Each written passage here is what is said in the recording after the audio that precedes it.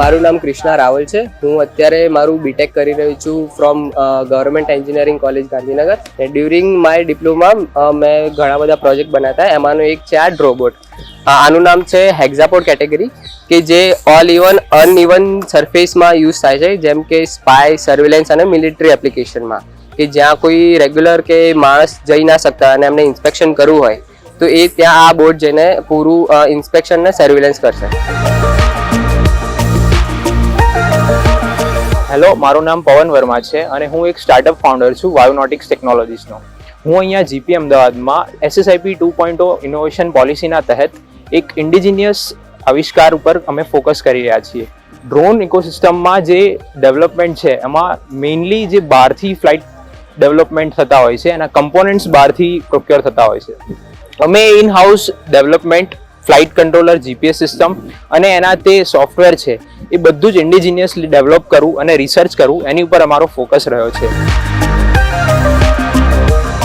હું માનવ ભારજા. મેં મારી ટીમ જોડે એક એપ્લિકેશન બનાવી છે, ફોકસ ફ્લો નામ રાખ્યું છે અત્યારે. હવે એ એપ્લિકેશન અમે ADHD વાળા પર્સન્સ ને જે સ્ટુડન્ટ્સ હોય એને ધ્યાનમાં રાખીને બનાવી છે. જેનાથી શું થશે, અમારી એપ્લિકેશન એમનો બ્રેન વેવ્સ યુઝ કરીને ફોકસ ટેસ્ટ કરશે, લાઈવ ફોકસ પણ ટેસ્ટ કરશે અને એનું એવરેજ ફોકસ પણ અમને કહેશે ફાઇનલ 5 મિનિટના ટેસ્ટ રન પછી.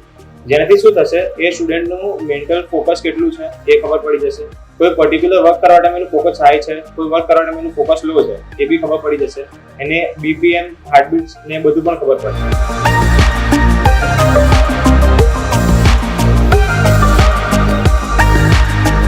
નમસ્કાર, હું પોતે ગવર્મેન્ટ પોલિટેકનિક અંબાવાડી અમદાવાદનું આચાર્ય છું. મારું નામ છે ભાસ્કર અય્યર. હું અહીંયા છેલ્લા 6 વર્ષથી અહીંયા ફરજ બજાવું છું.